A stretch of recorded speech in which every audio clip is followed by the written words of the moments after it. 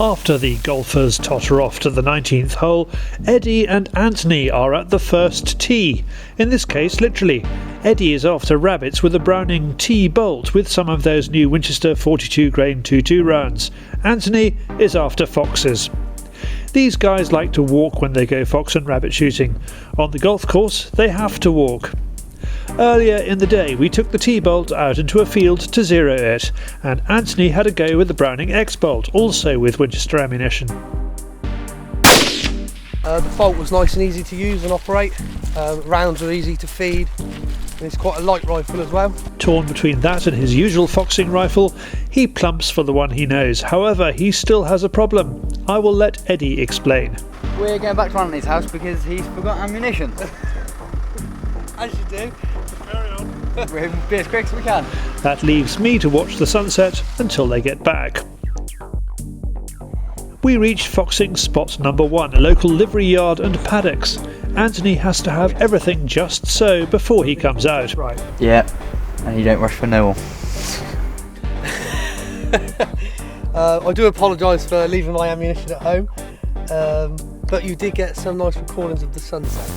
Right, I think we're ready. Very soon, the lads reckon they may have spotted a fox.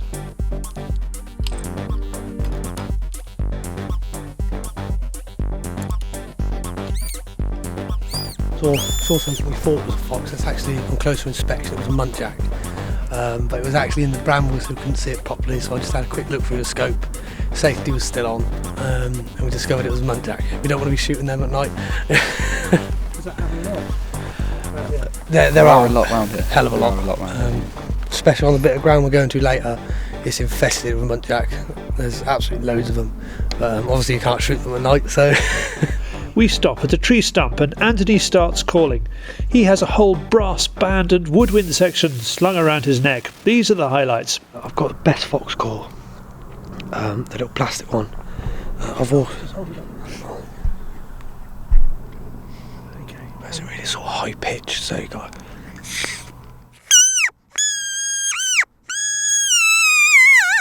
I've got the best fox call stainless, so we've got...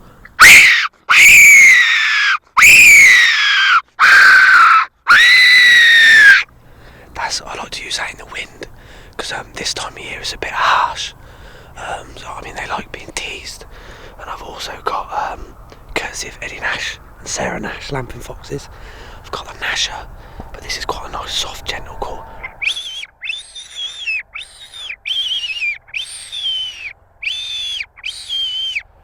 But we've had really, really good results with this. Sort of they'll come 200 yards with the other calls.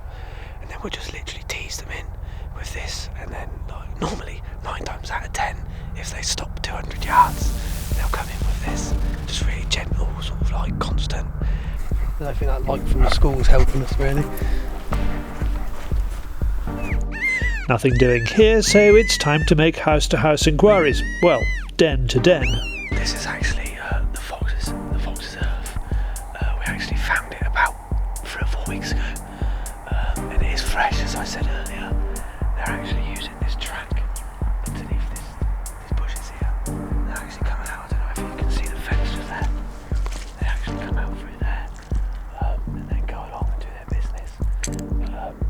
It is very active. But nobody's home, except for Eddie. He gets his first rabbit of the evening.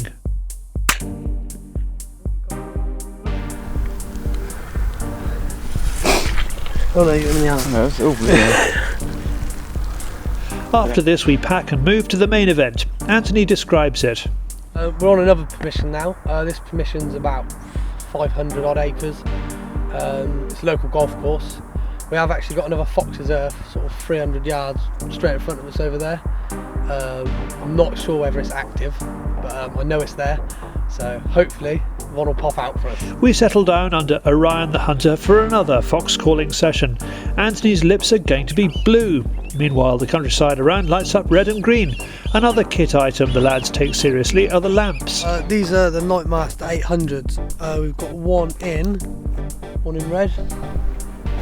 And then we've got one in green. That's fox stop, fox go, is that right? Pretty much.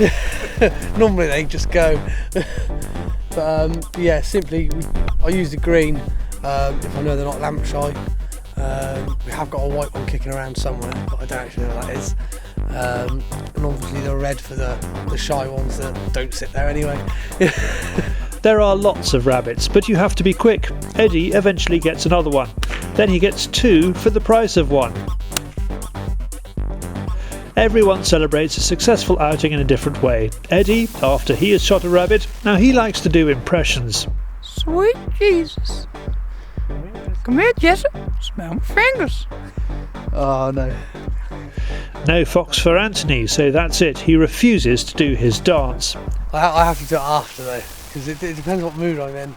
For those of you who missed it on Fieldsports Channel News a few weeks ago, here it is again. Nicked off Facebook, kind of lamping foxes got talent.